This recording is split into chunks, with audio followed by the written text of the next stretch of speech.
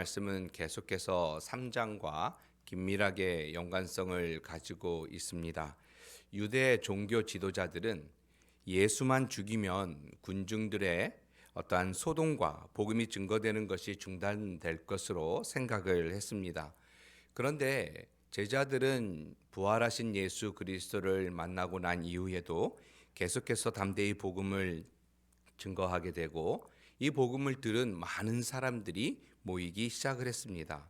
이런 일로 종교 지도자들은 사도들, 제자들을 붙잡게 되고 그 붙잡은 제자들을 오래 가둘 수 없었습니다. 왜냐하면 그들에게서 어떠한 죄도 발견할 수 없었기 때문입니다.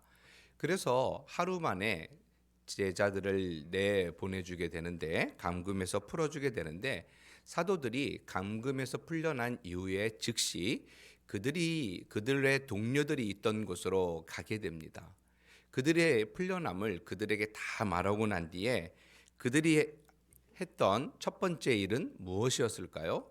바로 오늘 4장 24절에 말하고 있는 것처럼 그들이 듣고 한 마음으로 하나님께 소리를 높여 이르되, 즉 사도들의 이야기를, 그동안 있었던 이야기를 하나하나 세밀하게 듣고 난 뒤에 그들이 함께 하나님 앞에 기도하기 시작했습니다.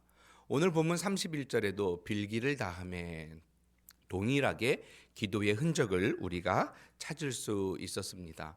다시 말하면 위기였습니다. 고난이었습니다. 아픔이었고 슬픈 환경 가운데 있었던 그들, 또한 미래에 그들 자신들이 어떻게 될지 아무도 모르는 그러한 현실 속에서 제자들과 그의 동료들은, 성도들은 함께 기도하기 시작했던 것입니다.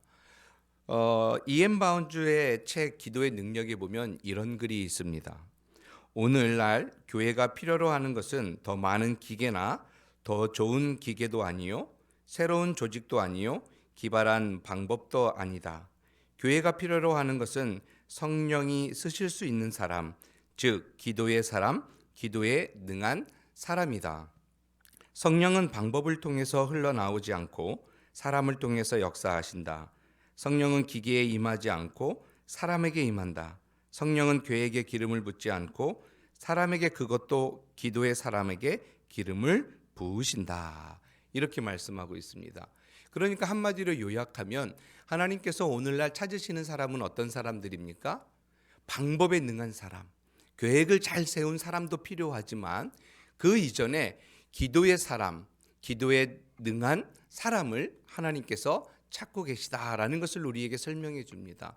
왜냐하면 하나님께서는 그 방법이나 기계의 기름을 부으시는 것이 아니라 기도하는 그 한 사람에게 기름을 부으셔서 그 사람을 통해서 일하시도록 하나님께서 하신다라는 것을 우리에게 잘 설명해 주고 있습니다. 오늘 본문이 그것을 우리에게 말씀해 주고 있는 겁니다.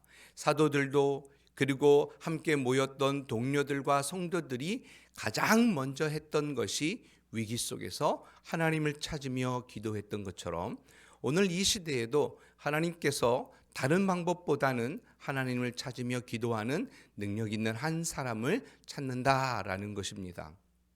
그런데 오늘 본문에서 우리가 주목해 보아야 할 것은 또 한 가지가 있습니다. 그들이 하나님 앞에 기도할 때에 어떤 마음으로 기도했는지, 어떤 신앙의 고백을 가지고 기도했는지를 우리가 찾아봐야 합니다. 그 첫 번째가 그들은 기도의 대상을 정확하게 알고 있었다라는 겁니다. 오늘 본문 24절에 보면은 하나님을 대주제여라고 부르고 있습니다. 여러분, 대주제여라는 이 말은 어떤 뜻을 가지고 있을까요? 노예의 주인이나 도전할 수 없는 권세를 지닌 통치자에게 사용했던 이 단어입니다. 이 단어를 오늘 사도들과 그곳에 모인 성도들이 대주제여라고 하나님을 부르고 있는 것입니다. 여러분, 우리가 사도신경에 보면 나는 전능하신 하나님 아버지를 믿사오며 이렇게 고백을 하고 있지 않습니까? 이 고백과 일맥상통한다라고 말하고 싶습니다. 하나님의 강력하고 절대적인 지배력을 가지고 있다라는 그 확신과 믿음 위에 그들이 고백을 하고 있는 겁니다. 여러분, 사내들인 공의회가 제자들을 핍박하고 경고하고 또 복음을 전하는 것을 금지하고 교회를 침묵시키려고 했습니다. 위협도 했습니다. 그 내용이 우리가 오늘 읽지 않았지만 4장 17절에 보면 분명하게 나타나고 있습니다. 이것이 민간에 더 퍼지지 못하게 그들을 위협하여 그리고 아무에게도 말하지 말게 하자. 또 18절에도 그들을 불러서 경고하고 말하지도 말고 가르치지도 말라 위협하고 경고하고 있다라는 겁니다. 그럼에도 불구하고 사도들과 초대교회의 성도들이 복음을 증거할 수밖에 없었던 이유는 무엇일까요? 바로 그들의 신앙 고백에서 우리가 발견할 수 있는 것은 이 세상의 권력이 아무리 복음을 막으려고 해도 하나님의 권세보다는 더 약하다라는 겁니다. 세상의 권세가 하나님의 권세에 종속되어지고 있다라는 것을 그 당시에 백성들과 사도들과 성도들이 알았기 때문에 그들의 위협과 경고에도 불구하고 하나님의 권위 앞에 무릎 꿇은 성도들은 복음을 담대히 증거할 수 있었던 겁니다. 그래서 오늘 본문 31절에 하나님의 말씀을 어떻게 해요? 담대히 전했다라고 분명하게 우리에게 전해주고 있습니다. 여러분, 예수님께서 우리에게 지상 명령을 주셨지요. 마태복음 28장에 보면은 하늘과 땅의 모든 권세를 어떻게 해요? 우리에게 주셨습니다. 그리고 말씀하시기를 너희는 가서 모든 민족으로 제자를 삼아 아버지와 아들과 성령으로 세례를 주고 내게 분부한 모든 것을 가르쳐 지키게 하라 이렇게 말씀하셨어요. 그리고 나서 한 가지 우리에게 더 주신 것은 내가 너희와 영원히 함께 하시겠다라고 말씀하셨습니다. 여러분, 제자들은 성도들은 이것을 너무나 가슴 깊이 깨닫고 있는 겁니다. 그래, 우리 주님께서 이렇게 명령하시고 우리를 내버려 두신 것이 아니라 만유의 대주제 되신 하나님께서 지금도 우리와 함께 하시는구나. 이러한 핍박 속에서도 아픔 속에서도 위기 속에서도 저들의 위협 속에서도 하나님은 분명하게 우리를 지키시고 우리와 함께 하신다라는 이러한 신앙 고백 위에 그들이 기도하고 있는 겁니다. 여러분, 오늘을 살아가는 이 시대에 우리는 그렇다면 이런 믿음의 선조들이 했던 기도의 자세를 배워야 되지 않겠습니까? 오늘 우리가 수요 기도회 가운데 모였습니다. 여러분, 하나님을 어떻게 인식하고 계십니까? 단순하게 우리의 기도의 제목만을 들어주시는 어떠한 그런 분으로 인식하고 계십니까? 맞습니다. 우리의 기도를 들어주시지요. 그러나 그 이전에 하나님이 어떤 분인가, 어떤 존재인가를 바르게 알 수 있는 우리 모두가 되어지기를 간절히 소원합니다. 대주제 되시고 전능하시고 모든 것 위에 뛰어나신 강력한 권세를 가지신 그 하나님을 의지하며 우리가 기도해야 될 것입니다. 두 번째로, 이 기도하는 사람들은 하나님을 창조주로 고백을 합니다. 24절에 보면 천지와 바다와 그 가운데 만물을 지으신 이시요 이렇게 고백을 합니다. 그러니까 세상을 만드신 분이 하나님이시고 그것을 보존하시고 지키시고 이것을 다스려 나가시는 분이 하나님이다라는 것을 그 당시에 기도하는 사람들이 고백하고 있는 겁니다. 그러니까 그들은요, 하나님이 지금도 우리 가운데 역사하고 계시다라는 것을 분명하게 알고 있었던 겁니다. 세 번째는 말씀하시는 하나님을 고백합니다. 오늘 4장 25절에 이렇게 말씀합니다. 또 주의 종 우리 조상 다윗의 입을 통하여 성령으로 말씀하시기를 어찌하여 열방이 분노하며 족속들이 허사를 경영하는고. 이 말씀은 시편 2편을 인용한 내용입니다. 시편 2편의 내용은 어떤 내용을 담고 있냐면 하나님께서 다윗의 계보를 통해서 메시아가 올 것을 예언하는 그러한 내용을 담고 있습니다. 그것을 그대로 가지고 와서 오늘 4장 25절과 26절에 다윗의 계보를 통해서 하나님의 말씀하신 그것이 이루어졌다라는 것을 분명하게 이들이 알고 있었던 겁니다. 이미 하나님께서 예언하셨던 말씀들, 이미 하나님께서 말씀으로 우리에게 들려주셨던 그 성경의 말씀들이 지금 예수님께서 이 땅에 오심으로 인하여 이루어졌다라는 그 사실을 믿고 확신하고 있습니다. 그러니까 그들이 하나님 앞에 기도할 수밖에 없죠. 왜요? 이렇게 하나님께서 오래전에 약속해 주셨고 예언했던 그 사실이 분명하게 자신의 눈으로, 자신의 경험으로, 자신의 삶으로 예수님께서 찾아오셨기 때문에 어떠한 위기 속에서도, 그 복음을 막는 위협 속에서도 그들은 하나님 앞에 기도하며 그 복음을 증거했던 것입니다. 네 번째로 그들의 신앙의 자세는 역사를 주관하시는 하나님을 분명하게 고백합니다. 오늘 본문 4장 27절과 28절에 보면 과연 헤롯과 본디오 빌라도는 이방인과 이스라엘 백성과 합세하여 하나님께서 기름 부으신 거룩한 종 예수를 거슬러 하나님의 권능과 뜻대로 이루려고 예정하신 그것을 행하려고 이성에 모였나이다. 27절과 28절의 내용은 무엇일까요? 하나님께서 죄인인 우리를 구원하시기 위해서 예수 그리스도를 이 땅에 보내주시고 십자가에 죽게 하시고 다시 부활하게 하시는 모든 계획을 다 수립해 놓으신 거죠. 그런데 그 죄인을 구원하기 위한 구원의 사역을 이루시기 위해서 누구를 사용하는 겁니까? 그 당시의 지도자였던 헤롯과 빌라도를 사용하고 계신다라는 겁니다. 그러니까 역사를 주관하시는 하나님을 보는 거죠. 여러분, 유대 종교 지도자들이 예수님을 붙잡고 난 뒤에 누구에게 데려갑니까? 빌라도에게 데려갑니다. 그래서 빌라도에게 데려가서 예수님을 죽이기로 그들이 마음을 먹고 데려가는데 빌라도는 어떻습니까? 예수님에게 어떠한 죄도 찾지 못하고 죽이지 않습니다. 그리고 누구에게 보내는 겁니까? 그 당시 갈릴리 분봉왕이었던 헤롯에게 보내죠. 그런데 헤롯도 마찬가지입니다. 예수를 어떻게 해요? 조롱한 후에 죽이지 않고 다시 빌라도에게 보냅니다. 그러고 난 뒤에 군중들이 예수를 십자가에 못 박아라, 못 박아라 외치고 난 뒤에 어떻게 해요? 예수님께서 십자가에 죽게 됩니다. 이러한 모든 것들이 어떻게 보면은 우리 인간적인 시각으로 보면은 사람들이 다 한 것처럼 보입니다. 그러나 하나님께서 하신 걸 믿으셔야 됩니다.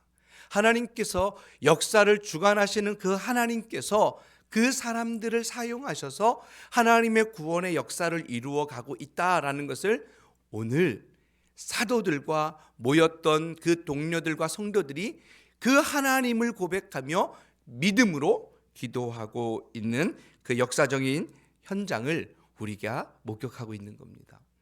이스라엘 백성들이 바벨론에 완전히 몰락하고 70년 후에 다시 포로에서 귀환을 합니다. 그때 하나님께서 사용하신 사람은 누구입니까? 바사왕 고레스였습니다. 이처럼 하나님은 지금도 사람들, 지도자를 통해서 하나님께서 그들을 통해서 이 역사를 이끌어 가고 계심을 우리는 알아야 합니다. 초대교회의 제자들과 성도들은 이러한 여호와 하나님에 대한 확실한 믿음과 바른 인식, 그리고 하나님이 어떠한 존재인지를 분명하게 알았습니다. 여러분, 우리도 이것이 필요합니다. 하나님은 우리의 대주자가 되시고 우리의 창조주가 되시고 말씀으로 역사하실 뿐만 아니라 이 모든 역사를 주관하신 분이 하나님이라는 것을 믿으시길 바랍니다. 우리가 그 하나님 앞에 나와 기도하는 겁니다. 그 하나님이 여러분이 기도하는 그 기도를 들어주실 줄 믿습니다. 이와 같이 하나님을 고백하고 난 뒤에 그 무리들이 했던 기도의 궁극적인 제목은 뭘까요? 목적은 뭘까요? 첫 번째는 오늘 29절에 말씀하고 있는 것처럼 주여 이제도 그들의 위협함을 굽어 보시옵소서, 이렇게 기도를 합니다. 다시 말하면 이것을 그냥 쉽게 풀어서 말하면 이런 뜻을 가집니다. 주님, 핍박 중에도 하나님의 뜻이 이루어지게 하옵소서, 이렇게 기도하고 있는 겁니다. 저는 이 기도를 보면서 저의 기도의 아주 얇음을 보게 됐습니다. 왜냐하면요, 우리가 보통 어렵고 힘들고 조금 누군가에 의해서 핍박과 위협이 오면은 어떻게 기도합니까? 하나님, 이 핍박에서 좀 벗어나게 해주십시오. 이러한 문제 속에서 좀 벗어나게 해주십시오. 또는 하나님, 나를 미워하고 나를 싫어하는 저 사람 좀 어떻게 좀 해주면 안 될까요? 이렇게 기도하잖아요. 근데 오늘 핍박을 당하는 초대교회의 성도들과 제자들은 그렇게 기도하지 않았습니다. 이 기도를 두고 캠벨 모건은 이렇게 이야기를 합니다. 사도들이 가진 확신은 하나님의 주권이나 지혜뿐만 아니라 인간계에 간섭하시며 통치하심에 대한 것이다. 그들은 원수들의 박해가 그치기를 기도하지 않았다. 그 핍박에서 벗어나기를 위해서도 기도하지 않았다. 그들은 도리어 원수들의 적개심을 일으켰던 그들의 전도 활동을 계속할 수 있도록 힘을 주시기를 기원한 것이다. 이렇게 해석을 했습니다. 여러분, 이 말이 어떤 뜻을 가지고 있는 걸까요? 이것으로 보아 당시 성도들은 핍박에 대한 인식이 어떠했는지 우리가 좀 발견할 수 있습니다. 그들에게 오는 핍박과 위협은 어떤 걸로 여겼던 겁니까? 그냥 복음 전파에 대한 방해물로만 여긴 것이 아니라 핍박 중에서 하나님의 뜻을 이루어 가시는 하나님의 오묘한 섭리를 그들이 본 겁니다. 하나님께서 이 핍박 중에 또 이런 환난 중에 그들의 위협 속에서 하나님은 그래도 복음의 역사를 이루어 가시는 분이구나. 이것을 사용하고 계시는구나라는 것을 그들이 깨달았다라는 겁니다. 그래서 이렇게 기도한 거예요. 하나님, 이 상황이 하나님의 뜻을 이루어가는 도구가 되게 해주십시오. 이렇게 기도했던 겁니다. 그렇다면 하나님, 이런 핍박 속에서 우리를 건져주십시오. 저희를 해하는 자를 하나님 어떻게 좀 해주십시오. 이런 기도가 잘못된 걸까요? 아니요, 그렇지 않습니다. 이런 기도가 시편에 많이 등장하는데 그 대표적인 예를 하나 보면 시편 7편 1편이 1절이 그렇습니다. 여호와여 내 하나님이여 내가 주께 피하오니 나를 쫓아오는 모든 자들에게서 나를 구원하여 주소서 내소서. 이렇게 말하죠. 여러분, 맞죠? 그 기도가 틀린 것이 아닙니다. 그러나 오늘 우리가 읽었던 사도행전 4장 23절에서 31절에 오늘 주인공인 제자들과 성도들은 그 상황에서 나를 건져내기보다는 그 핍박과 위협이 하나님의 복음을 증거하는 도구가 되도록 기도하고 있다라는 것을 우리는 주목해야 하는 겁니다. 그래서 하나님께 이렇게 외친 겁니다. 하나님, 그들의 위협함을 굽어 보시옵소서. 하나님, 우리를 좀 주목해 주십시오. 핍박받는 우리를 좀 보십시오. 이러한 상황 속에서도 내가 그 핍박 속에서 복음을 증거하는 것을 포기하지 아니하고 오직 하나님의 능력을, 전능하신 하나님을 의지하고 끝까지 복음을 증거할 수 있게 해주십시오 라는 고백이 담겨져 있는 겁니다. 그래서 그들의 기도는 두 번째에 바로 연결이 되는 겁니다. 29절의 마지막 부분에 담대히 하나님의 말씀을 전하게 하여 주시오며 이렇게 기도하는 겁니다. 29절 초반부와 후반부가 다른 기도가 아닙니다. 동일한 기도임에도 불구하고 전반부에는 자신의 상황, 환경, 이런 모든 것들이 복음을 증거하는 도구로 사용하게 해달라고 기도하고, 두 번째 상황은 그럼에도 불구하고 하나님, 내가 하나님의 말씀을 담대히 선포하겠습니다라는 고백입니다. 여기서 한 단어를 좀 우리가 집중해 봐야 될 것은 담대히라는 단어입니다. 여러분, 이 단어는 단순하게 조금 우리 한국적인 표현으로는 좀 그 뜻을 다 담기에는 좀 부족한 것 같습니다. 그래서 이것을 좀 풀어 해석을 하면 이렇습니다. 하나님, 두려움을 하나도 가지지 않고 내 앞에 놓여져 있는 그 상황들이 내가 건널 수 없는 너무나 커다란 장벽과 같은지라도 두려움이 하나도 없이 담대히 복음을 증거해 주십시오. 이런 뜻입니다. 그러니까 어때요? 담대히라는 이 단어는 하나님을 신뢰하는, 하나님이 전능하신 분이고 이 모든 상황 속에서 나를 이끌어 가신다라는 그 하나님에 대한 고백이 분명하게 있는 겁니다. 다시 말하면 상황과 환경이 복음을 증거하는 것을 막을 수 없다라는 겁니다. 사도 바울도 그랬습니다. 여러분, 40의 하나 가만매를 몇 대 맞았습니까? 5번 맞았습니다. 그리고 3번 태장을 맞고 1번 돌에 맞고 3번 파선하고 일주야를 깊은 바닷속에서 지냈습니다. 강의 위협과 강도의 위험과 동족의 위험과 이방인의 위험과 시내의 위험과 광야의 위험과 바다의 위험과 거짓 선지 중의 위험을 당했다라고 고린도전서 11장 24절에서 26절에 말씀하고 있습니다. 여러분, 이것을 상황을 쫙 풀어 설명하는 뭐예요? 사방이 다 위험이라는 거예요. 어디 한 군데 평안한 곳을 찾아볼 수 없었다라고 고백하고 있는 것이 사도 바울입니다. 그럼에도 불구하고 사도 바울이 복음을 증거하는 것을 멈추었습니까? 아니요, 멈추지 않았습니다. 그는 죽을 때까지 복음을 증거하며 하나님의 그 명령을 끝까지 해냈던 사람입니다. 그러니까 상황이, 문제가, 핍박이, 위협이, 아픔이 이 복음을 증거하는 그것을 결코 가로막지 못했던 겁니다. 여러분, 코로나를 살아가는 오늘 이 시대에 많은 분들이 어려움을 겪고 있는 것을 보게 됩니다. 너무나 힘들죠. 전 세계가 점점 더 힘들어지고 있는 것 같습니다. 그때 우리의 믿음의 사람들은 어떻게 고백을 해야 할까요? 오늘 제자들과 그 자리에 모였던 동료들이 하나님 앞에 기도했던 것처럼 전능하신 하나님을 신뢰하고 그분이 지금도 우리를 다스리시고 지키시고 보호하신다라는 확실한 신앙 고백 위에서 믿음을 지켜갈 수 있는 우리 모두가 돼야 되지 않겠습니까? 하나님께서 오늘 우리에게 그것을 요구하고 있습니다. 오늘 이 시대에 우리는 어떻게 그럼 기도해야 할까요? 분노나 원망이나 교만함에 가득 찬 그러한 기도가 아니라 육신의 평안과 평안함을 위하여 핍박을 없애주도록 기도하는 것이 아니라 악인들이 교회를 핍박함으로 교회가 얻는 유익이 무엇인지를 먼저 기도할 수 있는 우리, 그리고 이 어려운 상황 속에서 하나님께서 우리를 어떻게 이끌어 가실 건가, 하나님이 어떻게 역사하실 것인가, 하나님이 어떻게 우리를 보호하실 것인가에 대한 하나님에 대한 확실한 믿음을 가지고 기도하기를 간절히 소원합니다. 세 번째로 그들이 기도했던 것은 예수의 이름만 높아지기를 기도했습니다. 30절에 보면은요, 손을 내밀어 병을 낫게 하옵시고 표적과 기사가 거룩한 종 예수의 이름으로 이루어지게 하옵소서 하더라.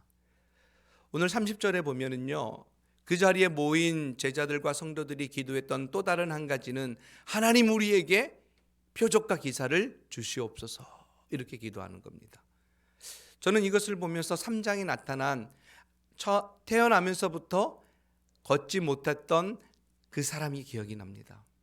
베드로와 요한이 기도하러 올라갈 때에 그 사람을 보고 내가 가진 것은 은과금이 아니다, 오직 나사렛 예수 그리스도의 이름으로 걸어라 라고 명령했을 때 그가 다리에 힘을 얻어 걷고 뛰어 모든 사람들에게 나아가 하나님께 영광을 돌린 것처럼 예수의 이름만이 온전히 드러내기를 기도하고 있다는 겁니다.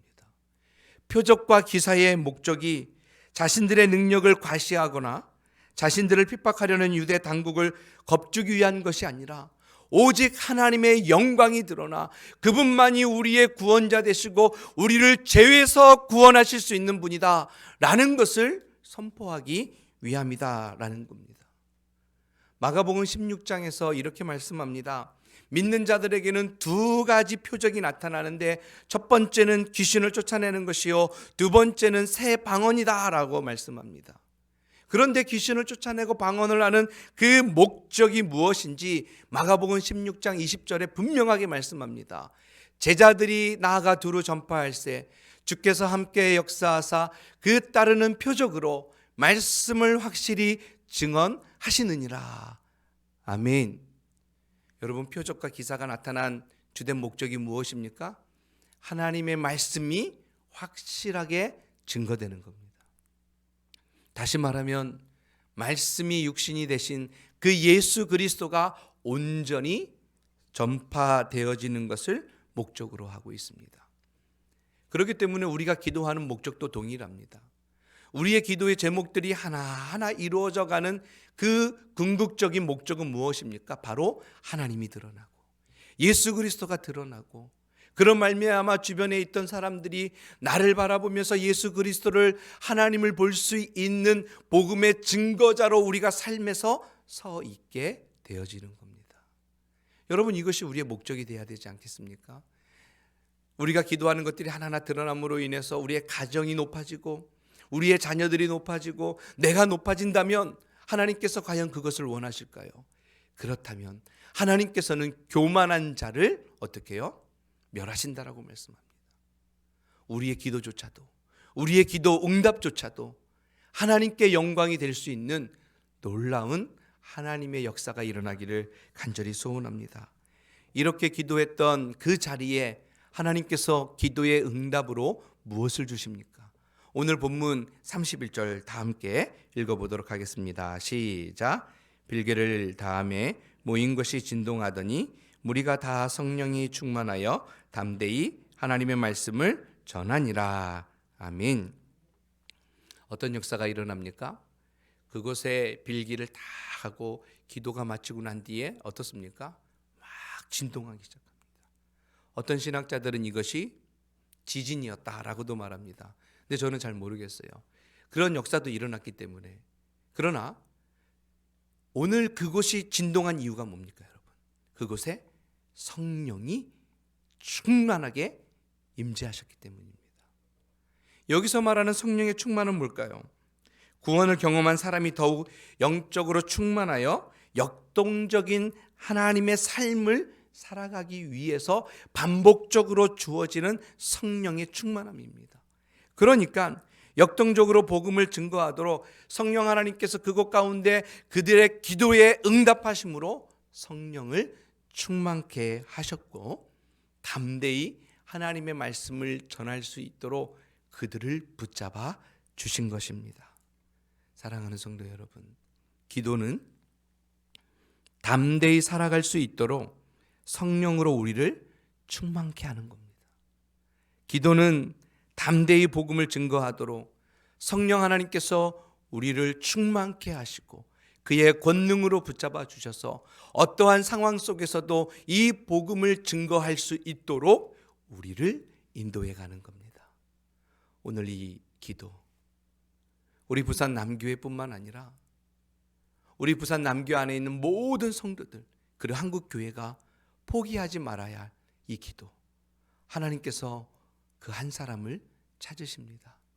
그 한 사람을 통해서 교회를 다시 세워갈 것이고 오늘 이 땅의 복음을 증거하는 자로 주님 오시는 그날까지 이 복음이 쇠약하지 않게 하실 것입니다. 오늘 우리가 그것을 믿고 우리의 대주제 되시며 창조자이실 뿐만 아니라 말씀으로 역사하시고 모든 나라를 다스리시는 그 하나님을 믿음으로 오늘 기도할 수 있는 여러분과 제가 되어지기를 간절히 소원합니다. 기도하겠습니다. 하나님 아버지, 감사를 드립니다. 오늘 말씀을 통해서 하나님께서 우리의 전능하신 분임을 알게 되었습니다. 우리의 창조주이시고 역사를 주관하시고 말씀으로 우리를 다스려 가시는 분임을 깨닫습니다. 그 하나님을 전적으로 신뢰하며 우리가 하나님 앞에 무릎 꿇고 우리의 열정을 담아 기도하게 하여 주시옵소서. 그때 우리가 다시 역동적인 삶을 살아가도록 성령으로 우리를 충만케 하여 주시옵소서. 예수님의 이름으로 기도하옵나이다. 아멘. 무엇보다도 위기 속에서 기도하는 성도가 될 수 있도록 주여 이 나라를 긍휼히 여겨 주옵소서. 특별히 코로나로 인하여 고통을 겪고 있는 분들이 참 많습니다. 또한 의료진들과도 함께 할 수 있도록 정부의 지도자들에게도 함께 해달라고 기도해 주시고 한국교회를 위해서 기도해 주십시오. 하나님의 말씀이 온전히 선포되도록 지도자들에게 성령으로 충만케 하시고 성도들이 바른 신학과 신앙 위에 설 수 있도록, 그리고 고3 수험생들을 위해서 기도해 주시면 감사하겠습니다. 이 기도 제목을 마치고 나면 여러분들이 가져온 기도의 제목으로 기도하시다가 자유롭게 돌아가시면 되겠습니다. 기도하겠습니다.